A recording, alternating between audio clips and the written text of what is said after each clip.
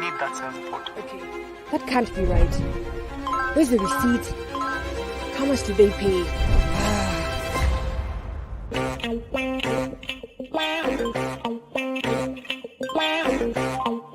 And done. Faster payments, real-time reports. Visit pesapal.com to get started.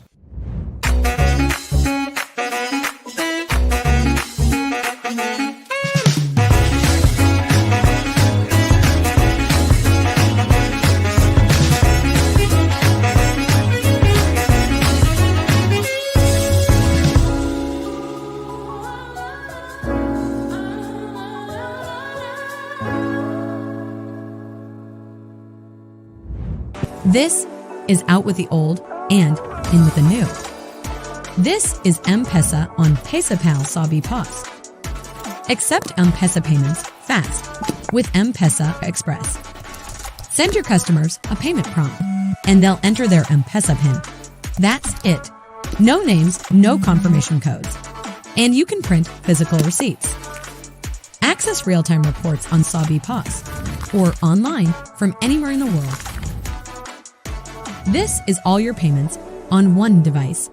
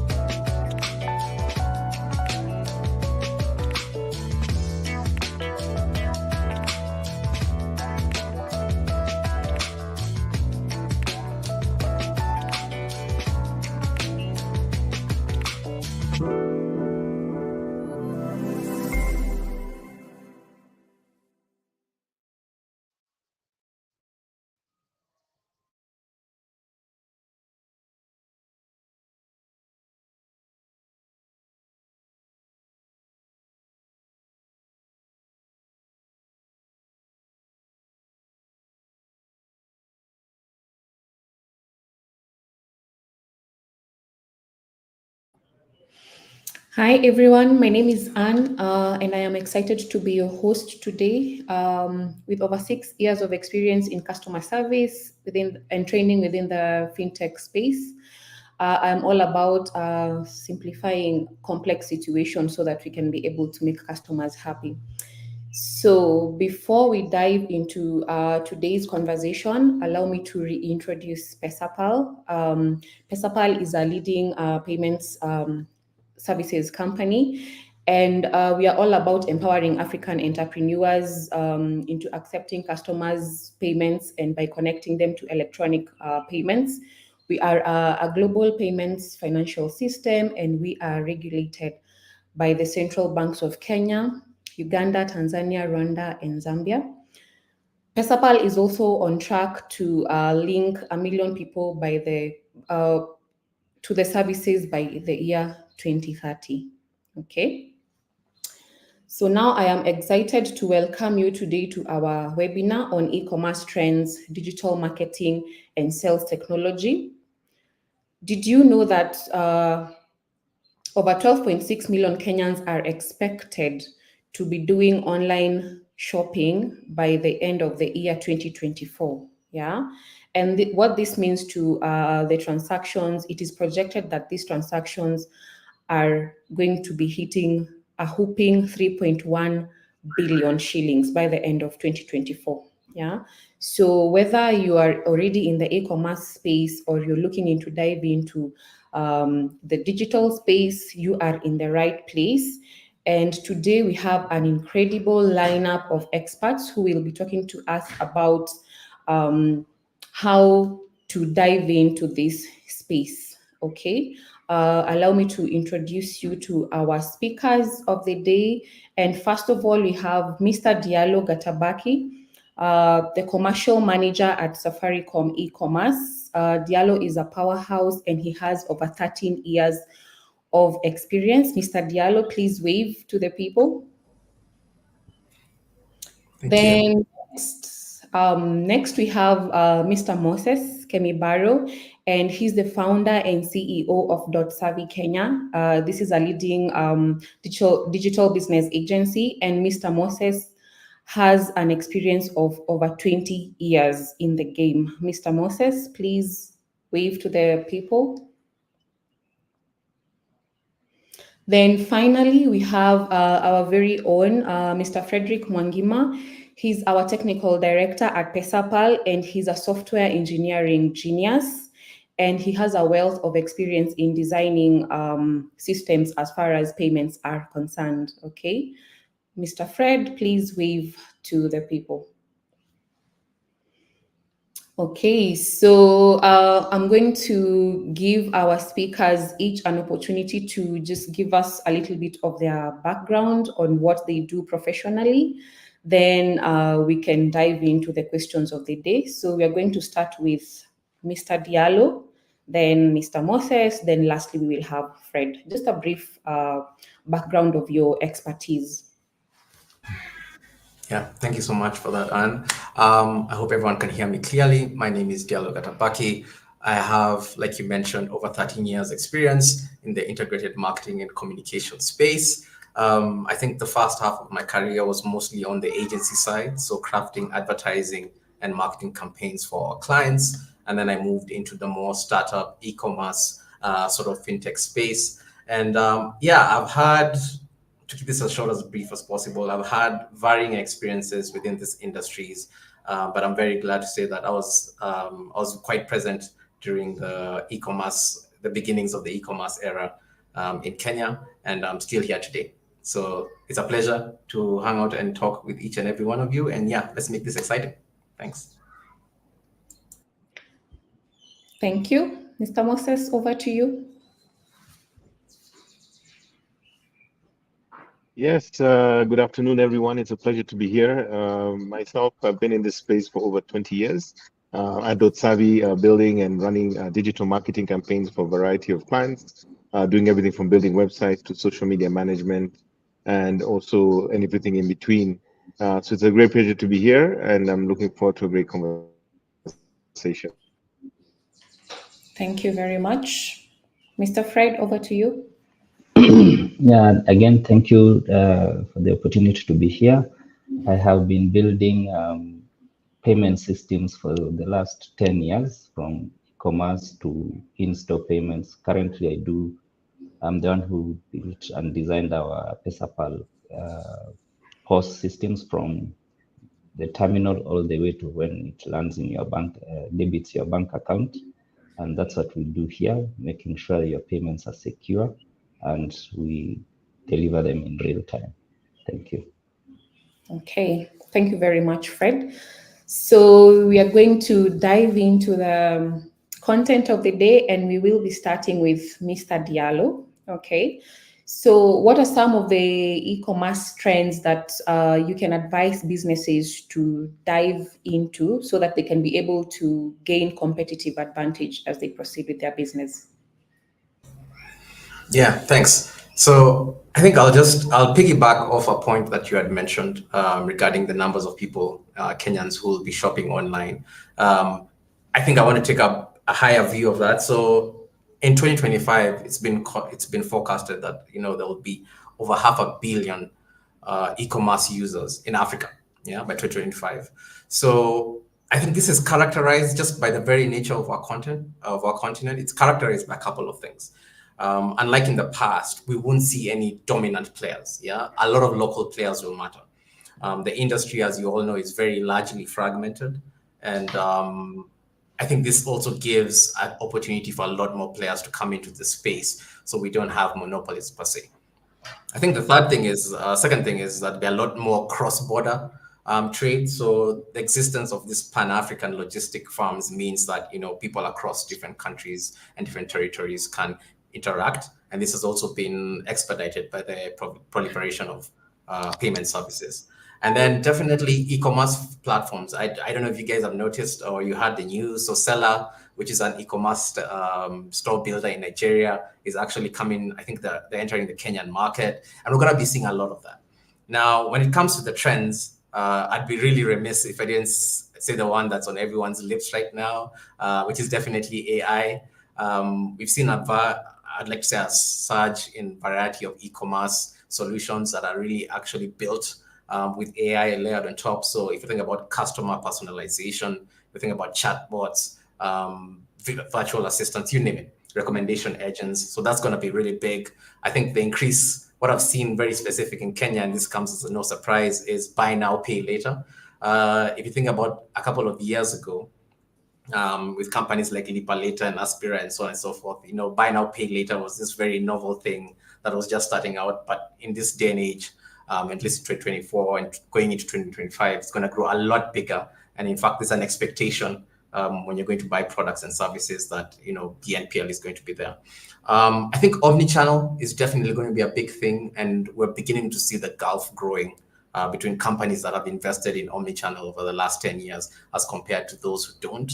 And I think finally, off the top of my head, is social commerce. Social commerce is really big, and I would argue is even bigger than maybe more of the more established platforms.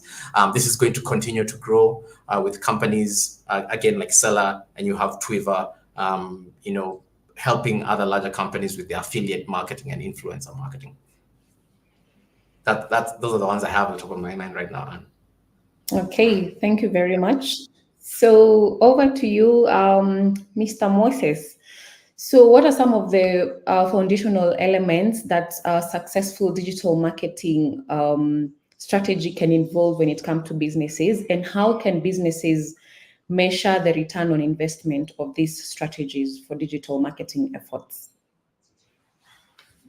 So some of the key elements, in my opinion, that you need to consider when you're thinking about a digital marketing approach or strategies. Number one, understand your audience.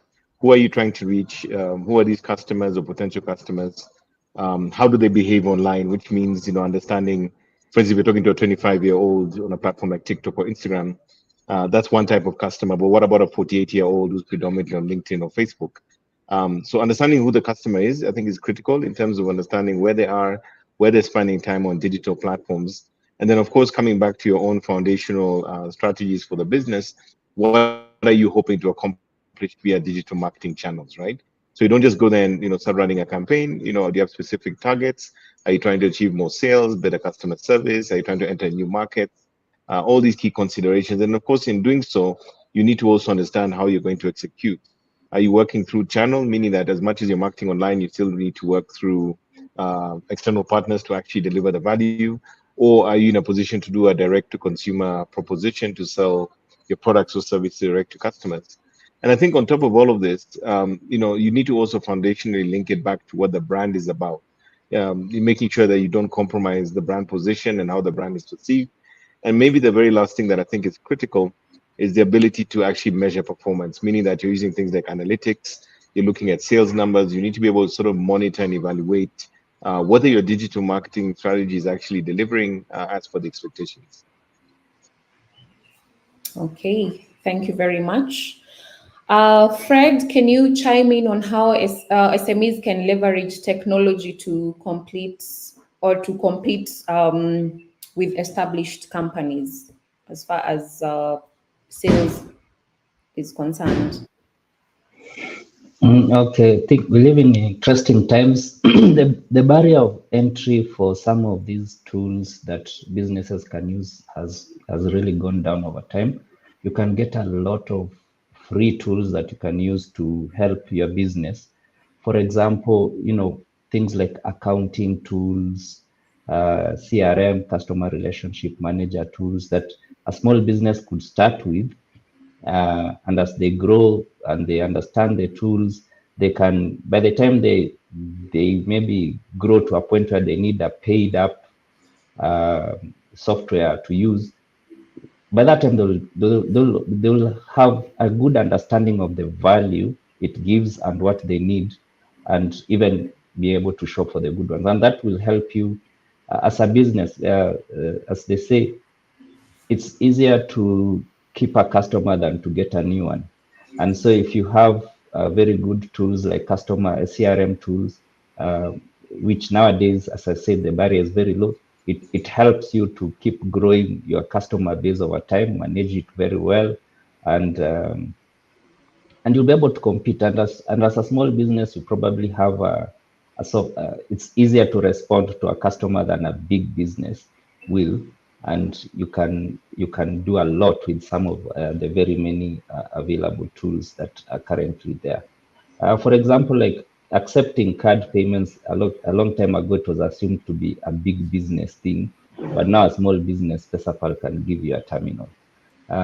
Things like it may be very hard for you to set up your own e-commerce shopping cart, but nowadays we have tools like Shopify. We have even PesaPal has store.pesapal.com where you can just list your products for free and you get to use. So yeah, there's so many tools. You just need to be bold enough to just search for them and look for them and try them out. Yeah. Okay, thank you very much for your inputs. Our dear audience, please remember to post any questions that you may have. We will try as much as possible to go through them. And as we continue to absorb this information from our experts, please feel free to post any questions that you may have. Okay, so back to you, Mr. Diallo. So what are some of the effective strategies that companies can use to drive traffic into their e-commerce platforms and be able to convert this traffic into customers? Yeah, thanks. And I think that's the $1 million question. Yeah, in 2024, where we see so much competition, especially in the online space, I think one of the things to keep in mind is we have to start from, I think Moses called it foundational. So with e-commerce, by and large, there are like 3 pillars. One is trust and credibility. The other one is offer architecture, and the other is desirability. So even before companies, brands, you name it, set out to drive traffic to their own platforms, they need to ensure that they have these 3 pillars in place so that when this traffic comes onto the platform, they can be served equally.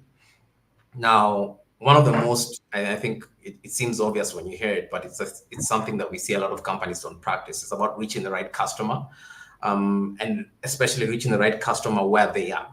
Yeah, so as part of marketing strategies, and in the e-commerce space, you need to establish a consistent online presence across multiple channels. And I think what gets lost in the conversations that we have here is that, your job, if you're a marketer and you're working for e-commerce, you need to understand that a lot of your job or a lot of your customers aren't even in market yet. Yeah, up to 90% of the customers you're trying to target at the top of the funnel aren't even in market yet. So your job is to influence these future buyers, these future potential buyers, that when they are ready to buy or when they are trying to consider a solution for their problem, is that they consider you. Now, also another, I think when it comes to strategies, and what I'll break it just down to is when it comes to, matters of, and I guess this is more on a tactical level. So, and it's not new. So how is your search engine optimization set up? Yeah, where we know there's so much competition and you have to pay to play. How is that set up? What's your content marketing like? And content marketing has taken, for me, it's leapfrogged a lot of these older tactics and strategies, because in this modern day and age where we are getting bombarded with like 1,000 ads per minute, are you creating content that truly resonates with your audiences? So I think also something else is a paid marketing. Now, we both know like CPMs and CPAs have become ridiculously expensive. So how precise is your targeting? And it's only going to get more and more expensive as a lot more players come into the space to play. Email marketing, I still, a lot of people keep saying email is dead. I disagree. I think email marketing is still a very effective way of reaching out to customers and, and converting them, especially at lower levels of the funnel. Influencers, we all know, and we've all seen in our day-to-day lives, influencers have become a big part of the conversion and driving traffic to your platform. And, basics like conversion rate optimization. Once your customer lands on your website, from a UX, UI perspective, how are you optimizing across the entire customer journey from, maybe when they add something to cart to when they finally, make a purchase. So I think a lot of the things aren't really new. I'd say is that how we optimizing, how we improving, how we using new technologies, AI. When it comes to payments, how flexible are your payment solutions? Do they work both for mobile? Do they work for desktop? I think those are some of the considerations people should make when thinking about strategies for driving. Thank you very much. Moses, would you like to chime in on that? How can businesses use social media to convert followers into customers? I think a big part of it, maybe Diallo mentioned this already, but a big part of it is going to be content, right? And I think for me, the big challenge sometimes is that organizations often see social media as just another sales channel, meaning that the content that they publish is actually of a sales nature, which quite honestly doesn't resonate with most customers. But ultimately, if we're able to create content that resonates in terms of storytelling, content that is talking about things like their people, their customers, different stories that have nothing necessarily to do with the commercial agenda, then we have an opportunity to build a community and also following around our content that ultimately leads to the sale. We often say that, in digital marketing, the first sale might not happen immediately somebody sees an ad, but it could happen over time, sometimes over months. But those continuous impressions and engagements with your brand on social media, posting interesting and compelling content, ultimately pulls them through the conversion funnel and makes them customers. And again, another piece to all of this, which is so critical for social, is not just about the first purchase. It's about retaining that customer and keeping them on your platforms and engaged so that you have opportunity to upsell and cross-sell them additional products and services. That's not going to happen if you don't win them in the first place because you're always talking about selling. So build a relationship, build a community, build a following, publish content that over time, that person who's a community member becomes an advocate, starts to buy your products. And guess what? They start to refer your platform, refer your brand, and even buy more products and services because now they truly feel connected to your brand on social media. Okay. So, in addition to that, how can businesses use TikTok specifically to leverage their business? Sorry, is that to me or Diallo? To you. So first of all, I'm on TikTok, but I've never done a dance. I've never done a challenge. I know that's what everybody sees TikTok as being.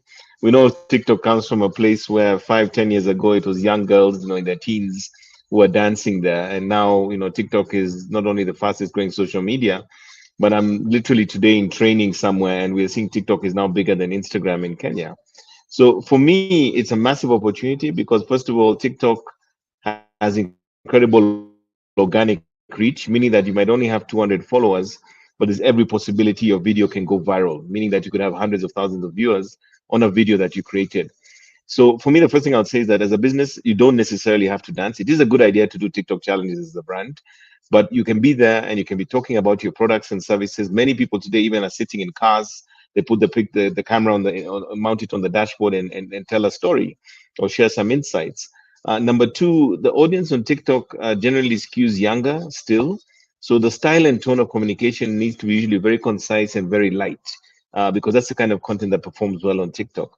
And of course, being a primarily video platform, and TikTok has these incredible tools like AutoCAD. You can actually take like 10 pictures, it'll automatically create like a slideshow for you with music. Means that you don't have to dance, but you can share the story about your platform and share the story about your brand, what it is that you're doing in all types of different scenarios. So the one thing I would just want to leave you with there is that you don't have to dance, but TikTok can still allow you to sell a lot of products and services online. And even here in Kenya, we're seeing many people who are sharing everything from real estate to insurance products and services and so forth, simply by using videos, short videos running on TikTok. So this thing works. Great organic reach, doesn't cost a lot of money to use, and definitely a great opportunity, especially for SMEs.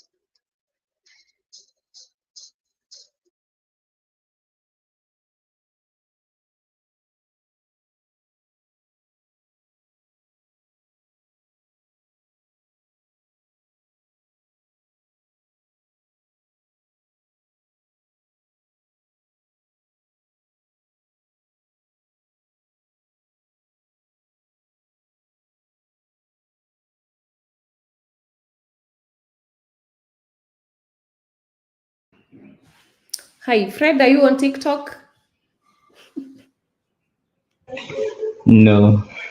Okay, so how has Pesapal successfully used technology to increase sales for its customers? Um, so we have customers across very many sectors. I could talk about hospitality.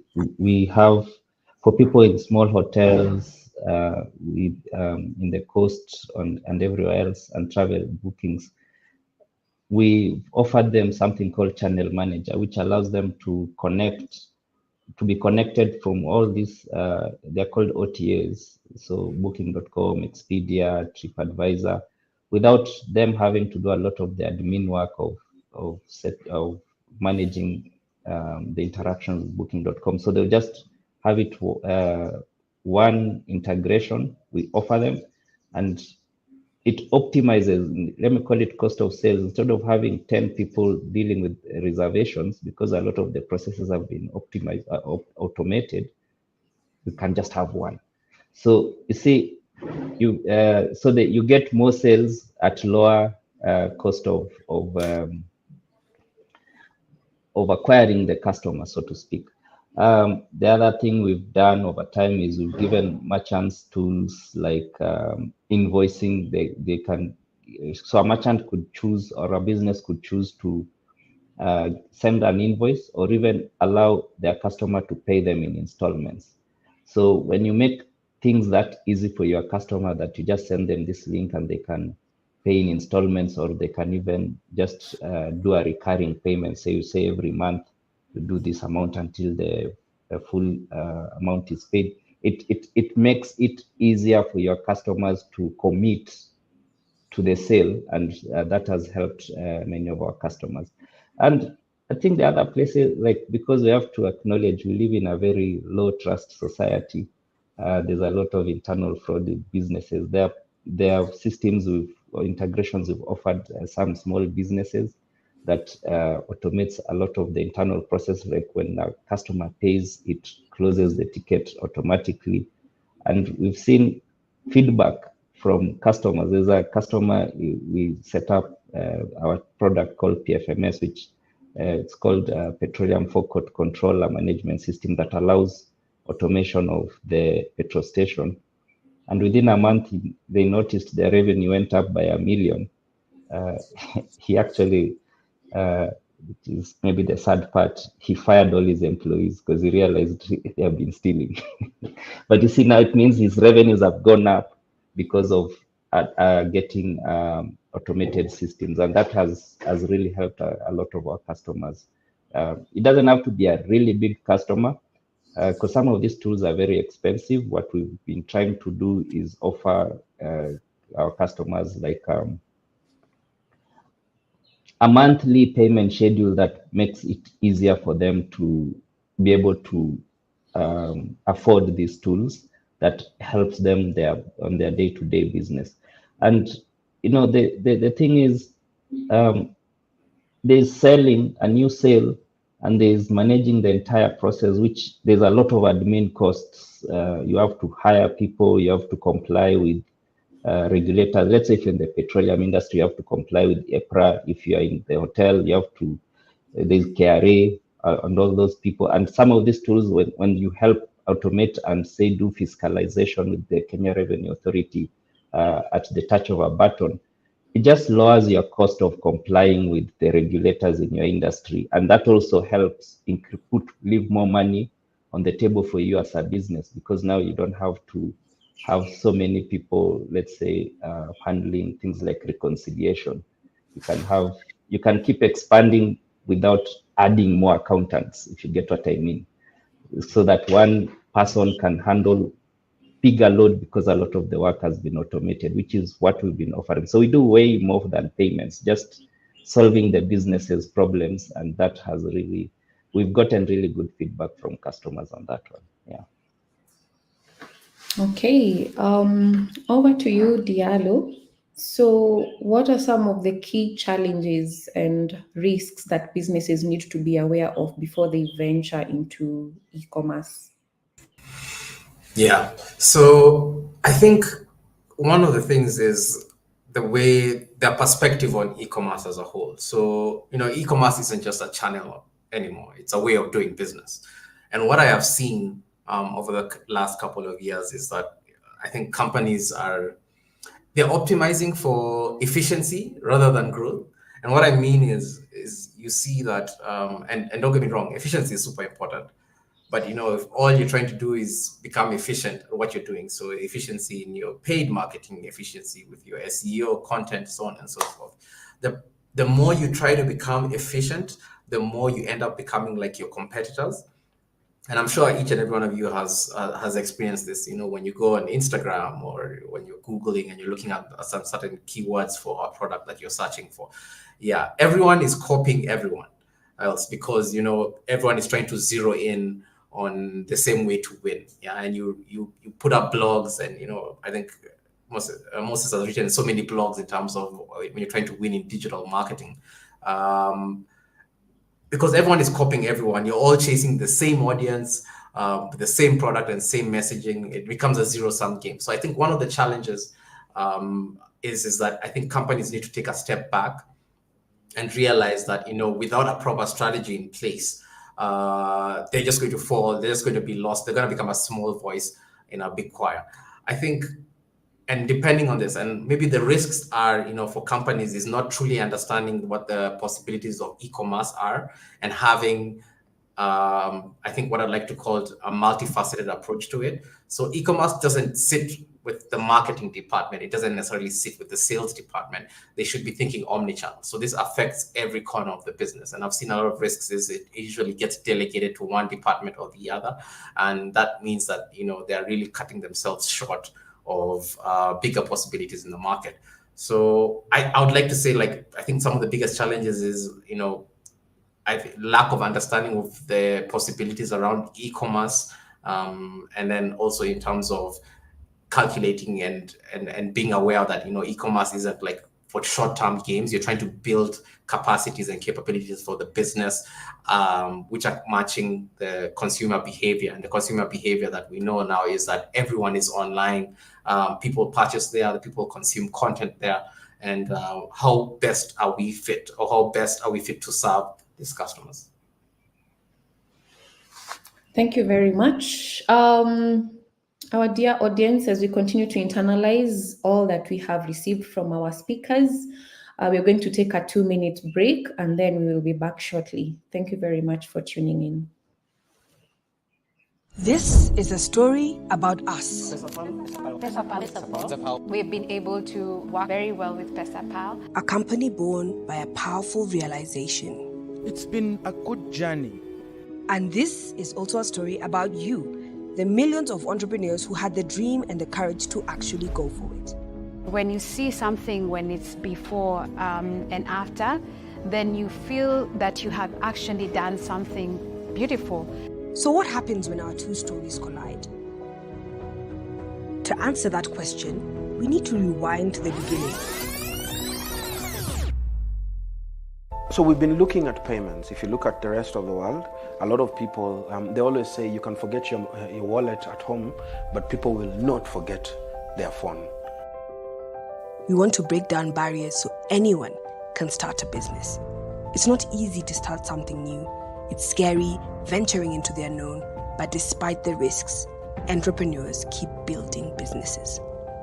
The world kept changing, and so did PesaPal. We knew there had to be a better way for your business to succeed online. And that's where our stories intersect. But why are we telling you this? Because this is our journey too. Our dream was simple, yet ambitious. If you want that credibility, if you want future reference, it's easier to get that from PesaPal. This is your story, your journey, and your path. Or wherever commerce is going, PesaPal is your growth partner, and we'll be with you every step of your journey.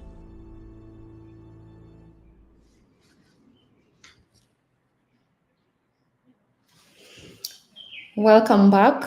Remember, our theme of this conversation today is how to use technology to drive more sales. And remember, our speakers of the day, we have Mr. Diallo, Mr. Moses, and Mr. Frederick. Okay. So I'm going to ask Mr. Moses just to give us briefly what tools and technologies can businesses use to track their customers' behavior rather. Thank you so much for that. So I think there's several tools that come to mind in terms of understanding the performance of your customers, especially around digital marketing channels. One for me has to be some form of a CRM, what is called a customer relationship management system. Many of these will give you insights around the time when a customer became interested in your offerings, whether it was through traditional marketing or digital marketing channels. You'll also be able to see the customer journey in terms of how did they interact with you? Did they visit your website, your social media? At what point did they convert? And of course, if they become a customer, continuously purchases products and services, you can see their behavior and be able to upsell and cross-sell them through that. Other simpler tools that give you perspectives are platforms like Google Analytics for your website. That will tend to also tell you what's the behavior and traffic around something such as your website. And that's really critical because you can start to understand how you get found for things like search engine optimization. You can start to understand where the traffic is landing.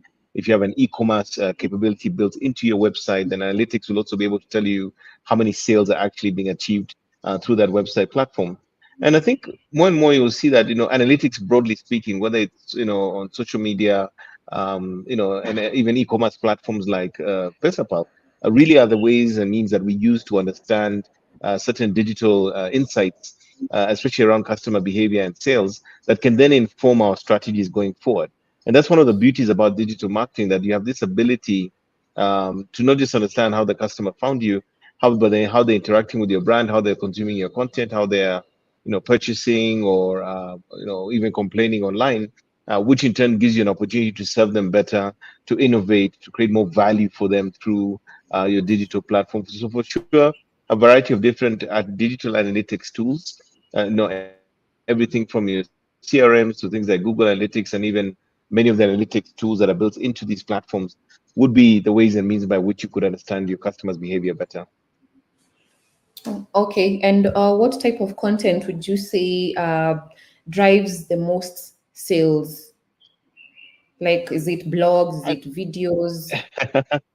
I think it's a variety of pieces of content. I mean, obviously, if there's something like a website and you're publishing content that is highly useful in terms of educating your customers or your prospective customers, or it teaches them something, or it informs them on something they didn't know about, that's probably the best content, because it ends up positioning your brand as being a trusted advisor. And that also applies to other social media platforms. Like I mentioned earlier, you can go on TikTok and maybe do something like 5 things you need to know about medical insurance. So if you're in that brand or you're in that space as a business, when you create content that actually brings value to the customer in terms of insight, in terms of entertainment, in terms of education, over time, you get a positioning of being a trusted advisor. And when they're ready to make a purchase decision, by virtue of that content, they then become your customer. So I would say that a lot of organizations should invest in content that goes beyond trying to sell or to promote themselves as being a fantastic brand, but rather content that is based on insights around what the consumers or the target audience for this product or service need, and more importantly, the pain points that they tend to encounter. If that content over time is produced in large enough volumes and speaks to those problems and pain points accurately, then the brand becomes by de facto the trusted advisor, which in turn puts them in pole position to become the brand from which they'll actually buy that product or service. Okay, still on you. So what would you say is the impact of AI on marketing? I think there's been too much talk about AI. The other day, I had a conversation with somebody in my podcast, and we finished and said, "Oh my God, we didn't even talk about AI." So it's one of those things that just seems to permeate every conversation today. The truth of the matter is, it is becoming incredibly powerful, especially around things like content generation and digital marketing.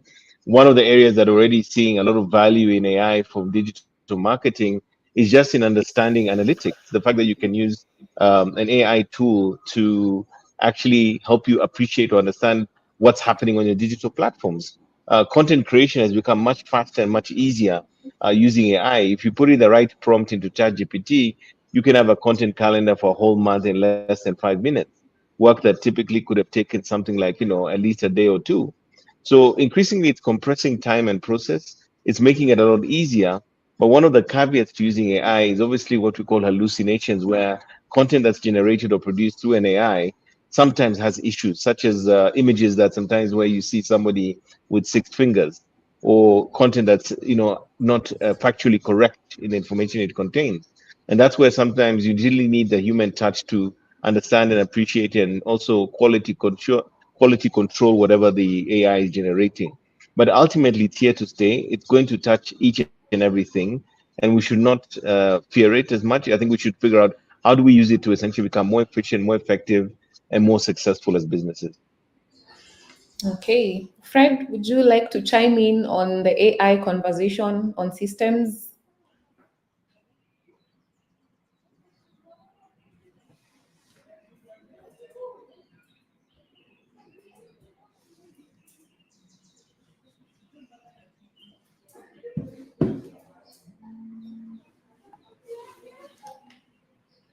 Fred, Sorry, I forgot to unmute.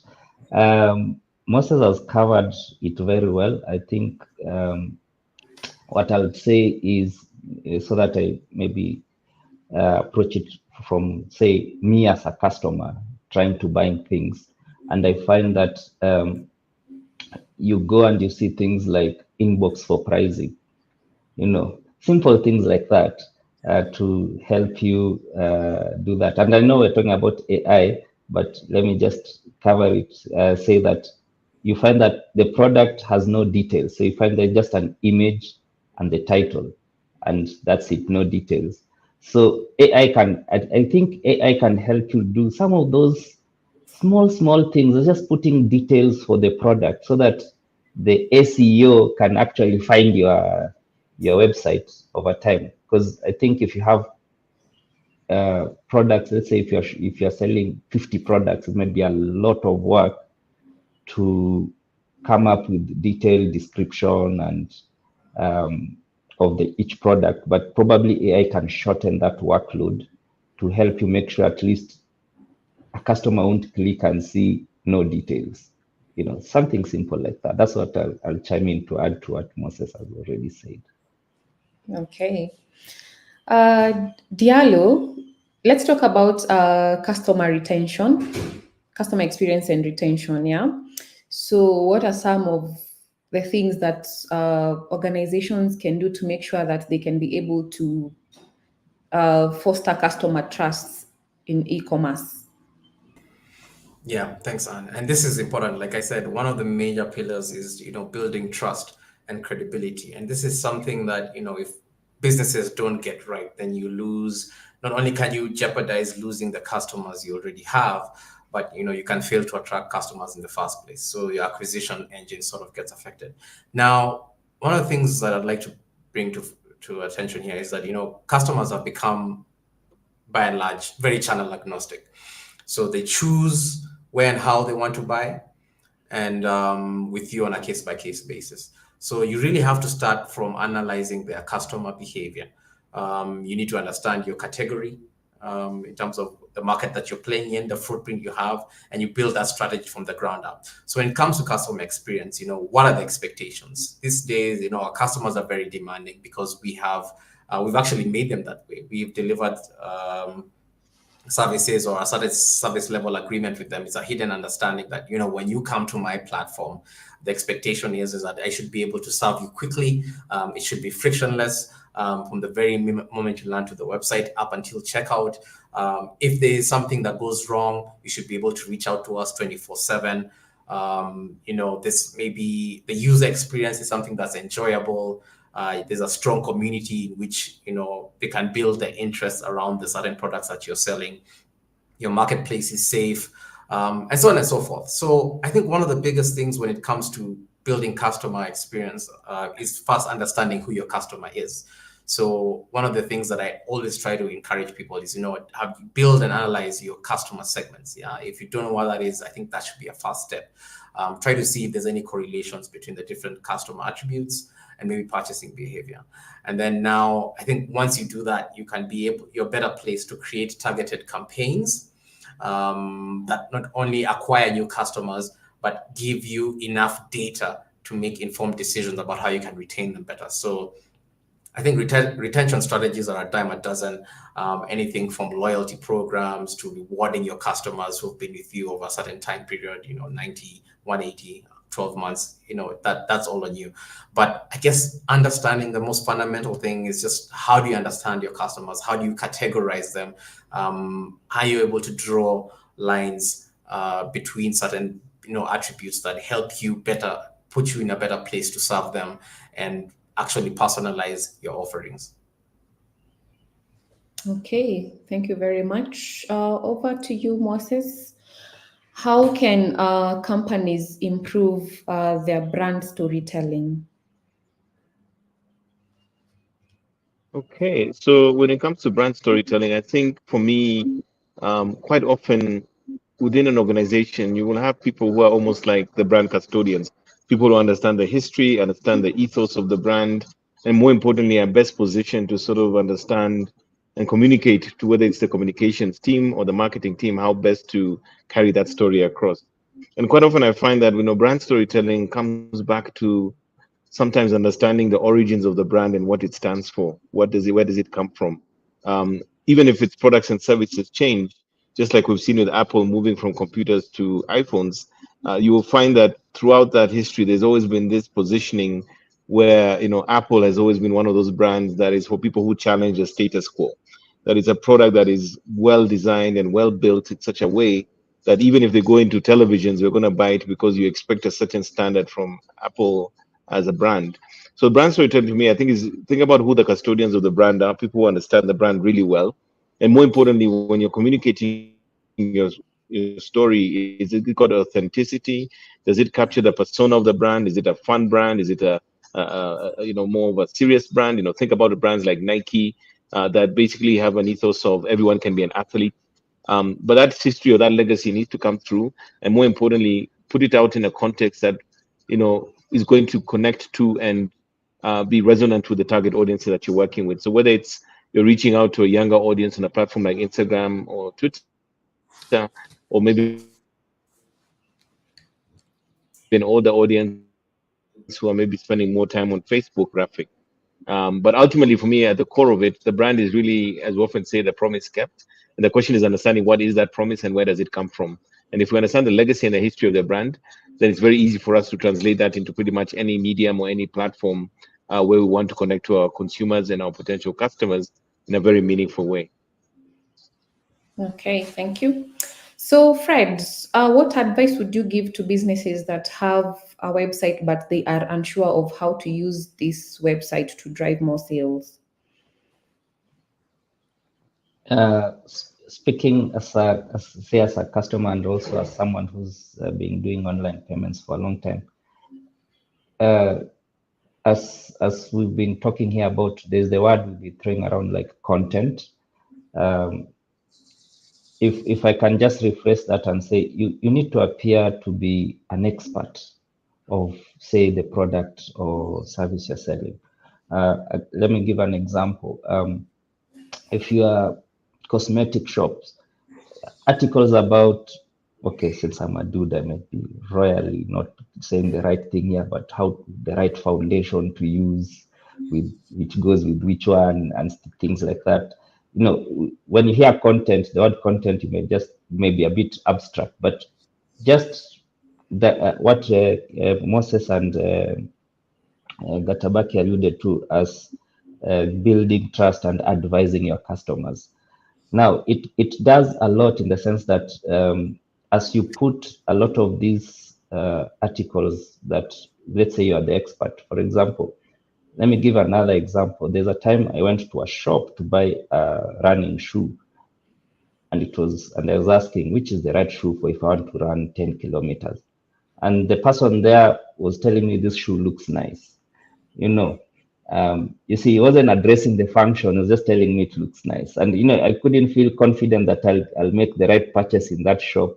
I ended up going to another shop where someone told me, oh, no, this one's good for running long. This one is for maybe gym. So that being an expert in what you're selling, or at least giving your customer confidence that you know what you're selling, you should be able to translate that even onto your website. And that's what we're talking about, content that advises your customers. Like when just simple things like, if say you are a vegetable seller, you could have articles about which vegetables are rich in protein, or if you have diabetes, this is the good thing, this is the bad thing, things like that, with links to in that article where you're talking about, say, which vegetable is good for handling such diseases, with the link to the product.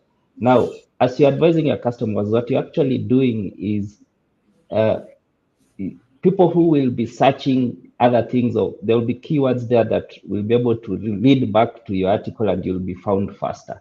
And that will drive more sales, and also just improve your brand. So I'd say just be the expert. A CEO, a professional like Moses can help you optimize your content so that it's very easy to be searched.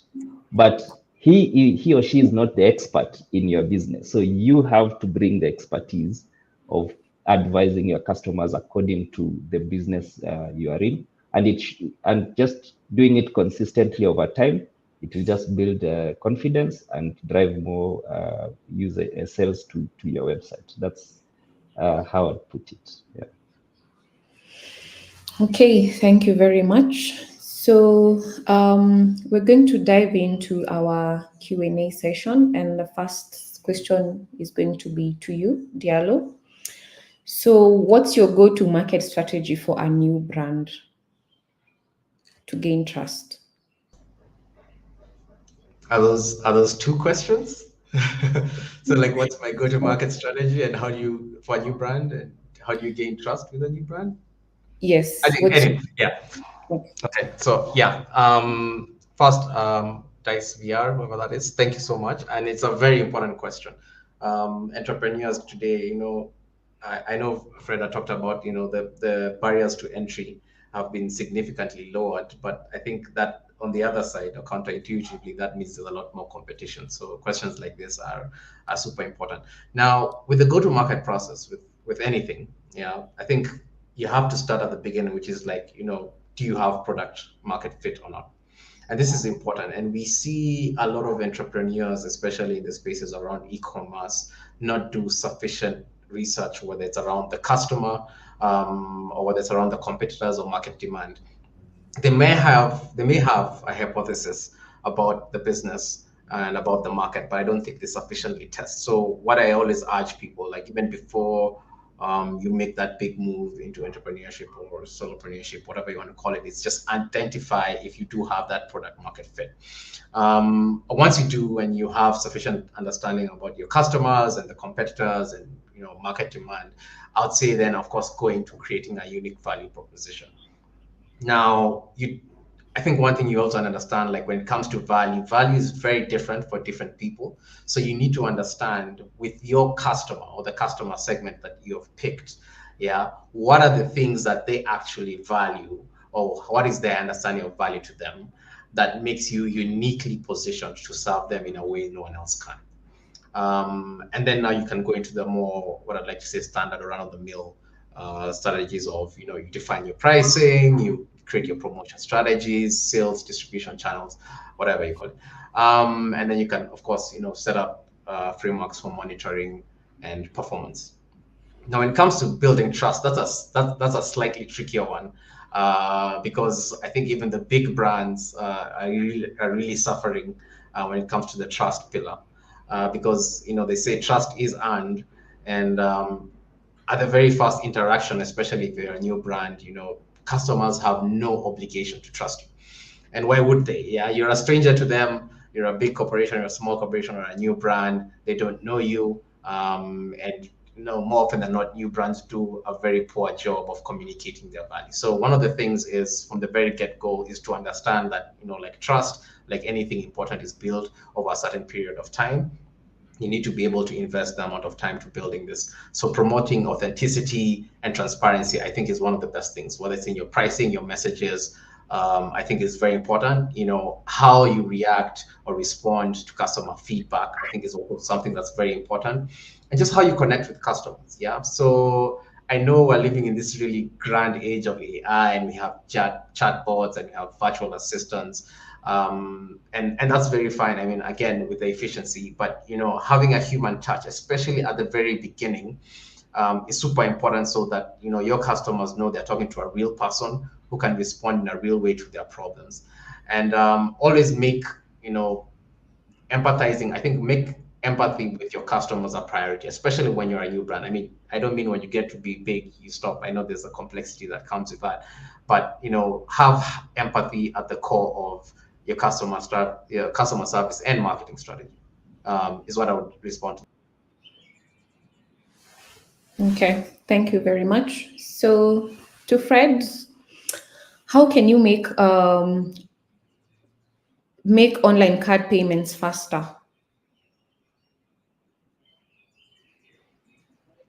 Okay. So one, it depends also on the nature of business. There are businesses that you don't get repeat customers, for example, very often. For example, in a tour travel agency kind of business, maybe this customer from Australia will come to Kenya once and probably won't come again. So they will have to enter all their details and do the checkout process once. And so meaning there's no need to really try to tell them to save their payment details so that next time they can check out faster. But so if, say, you have a service that you will be selling to the same customer more, one of the things as PesaPal we have is we have tokenization that allows the customer to save their card details when they're paying you, and then next time they come, they'll just check out from the same information. So that makes card payment faster. We also have we've added recurring payment for those kinds of customer businesses that have subscription-based models, and depending, you can just agree with your customer, they'll save their card, and every month on the agreed date, they will be debited the agreed amount until the recurring schedule ends or when they cancel. So those are some of the things we've done to make online checkout faster, and we are always constantly improving on those processes.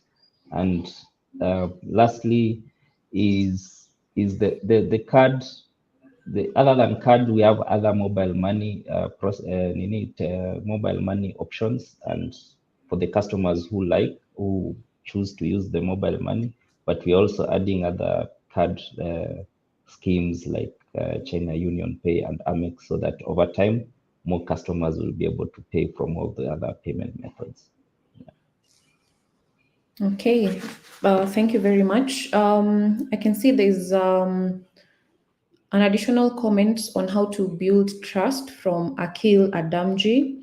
And the comment is, it is important to have trust badges at the checkout stage. I've observed that many diaspora customers are hesitant to buy online from Kenyan e-commerce stores, fearing they won't receive what they see. Displaying trust badges such as testimonials, awards, secure checkout options like PesaPal, PayPal, and VAS is important. Okay. Then we have a question for Mr. Diallo, and this is from Gideon Mutuku Ndeti. So the question is, how can we optimize our website and transform traffic into clients? This is a question to you, Diallo. Yeah, that's a fantastic question. I think, again, I'd like to just call back to the point I'd made earlier regarding those 3 pillars of e-commerce. So a lot of what I see is a lot of effort really goes into, top of funnel activities in driving traffic. So whether this is paid, search, even organic, you name it. But not as much goes into optimizing the website. So the questions you need to be asking according to those three pillars: one, have you built enough flags for your trust and credibility? So when someone lands on your website, what are the indicators that, this is something this is a platform, or this is a business that can be trusted? Do you have reviews? Has there been word of mouth? How did you get there? So how does one, I'd suggest when it comes to your website, you need to have these key indicators that that you are a trustworthy business. Next, when it comes to optimize, I think you're talking about transforming traffic to clients, is now that you have them on your website, say you've had a paid campaign, or you've done this amazing, you've put out this amazing piece of content to the world, and people are now on your website. What's your offer architecture? Now, when it comes to offer architecture, and a lot of people think this is just about pricing, it's about also value. And it goes back to what I was talking about in terms of, do you really understand what your customer's definition of value is? So when they come in and they look at, whether it's the prices or the offerings that you have, they're like, even if they do their online desktop research, which they will, you'll have 7 tabs open of, similar businesses and companies. It's very crystal clear, like the value offering. I think that's another important one. Obviously, we have, on-site website in terms of the on-site optimization. So, what's your on-page SEO looking like? The technical SEO issues. I think we live in a time and age where this doesn't have to be done manually. A lot of the website builders, depending if you built it yourself, do it for you. Obviously, the speed of the website, mobile friendliness, this again, these are table stakes. How often do you test and run experiments on your website?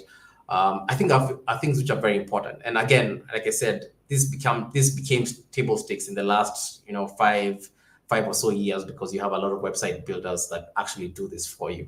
Now, the question when it comes to with the content and the trust and credibility and the offer architecture, are those things that you're constantly looking at them, trying to refine your value propositions to ensure that, you are the one who's providing the most compelling proposition to the market. I think is one of the ways you can not only attract traffic to the website, but, have them convert once they're there. Okay, thank you. So Moses, what would you say that businesses need to do as far as monitoring their consumer behavior is concerned, so that they can be able to change their consumer behavior and market trends? Okay, so what do businesses need to do in terms of understanding, or rather to monitor in terms of understanding how the consumers are behaving, right? Yeah. Yeah, I mean, there's several factors that I think, if I was looking at my consumers and I'm assuming that I'm marketing to them and they're buying our products and services, I think this is where, for instance, you start looking at things like your CRM to see, for instance, are you still getting repeat purchases? When you're sending an email out, like I think, Diallo, I also believe that email is highly underrated. But if you're sending out good newsletters or flyers and you have good offers and people are not even opening them, then I would start asking myself, hang on a second, why are they not opening? Or you're running a campaign and you start noticing that the number of sales you're achieving is declining. Could it be maybe the ad is ad fatigue? They've seen the ad so many times, they're no longer responding. So I think it almost comes back to that thing we said earlier about analytics, so the CRM, where you need to use data to sort of start to understand what the consumer behavior is.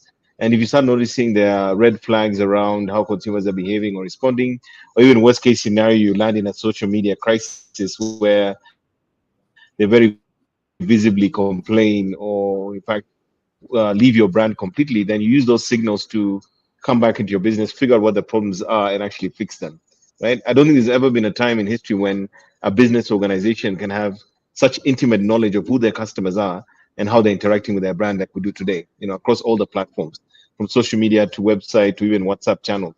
And again, if we notice that we're pushing out communications or running campaigns and we notice that we're not getting the same level or the expected outcomes, normally it's a signal to go back, re-strategize, change your approach and try something different.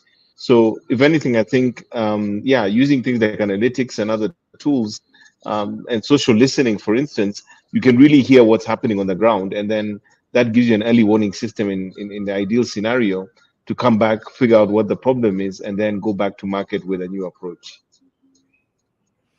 Okay, so one last question. Hi, can you please, this is a question from Akil Adamji. Hi, can you please share more info, what you had mentioned earlier about another e-commerce giant from Nigeria coming into Kenya? I can't remember the name. Was it Stola? How would this impact current key players such as Jumia, Sky Garden, and Kilimall? Is competition good for consumers and vendors? Yeah, this is funny because I saw that on the Business Daily, I think, is it 2 days ago? The name of the company is called Seller. It doesn't necessarily compete with the Jumias and Sky Gardens and Kilimalls of this world. It operates more as an e-commerce store builder. So you'd be thinking, I'm trying to look for a local example. So, the way Twiva does embedded e-commerce, where it builds storefronts for other creators to come and, transact and, maybe display their products online. It's pretty much the same thing. So it's a Nigerian company. It's called Seller. I don't even know their website or whatnot, but Seller, which is Selah, is it Selar, I think. Yeah, I mean, if you type it up and just say Seller e-commerce Nigeria, it should come up. So no, I wouldn't say it's direct competition. What it is doing though is going to be empowering a lot of the, I think, content creators. We keep being told we're living in a gig economy, a content creator economy, and this is just another example of how this is coming to life. So no, of course, competition is always good for consumers and vendors. I believe the whole purpose of competition is so that customers can win, whether it's from pricing or service delivery. So I'm all for it, but I don't think it plays necessarily in the same space. Okay, thank you very much. Thank you very much for that. This has been a very fantastic session. A huge thank you to Diallo, Moses, and Fred for sharing their expertise with us today. I'm sure everyone here has gained some valuable insights, and something to take back to their businesses. And also, it is very important to remember that the world of e-commerce and digital marketing is always evolving. So it is important to stay ahead and be informed so that we can be able to adapt as these changes happen, okay? So thank you very much, Team Pesapal, for hosting this insightful session. Thank you all for joining us, and we look forward to seeing you at our next events. Yeah, thank you very much, and have a lovely afternoon. Bye-bye. Thank you. Bye. Thank you.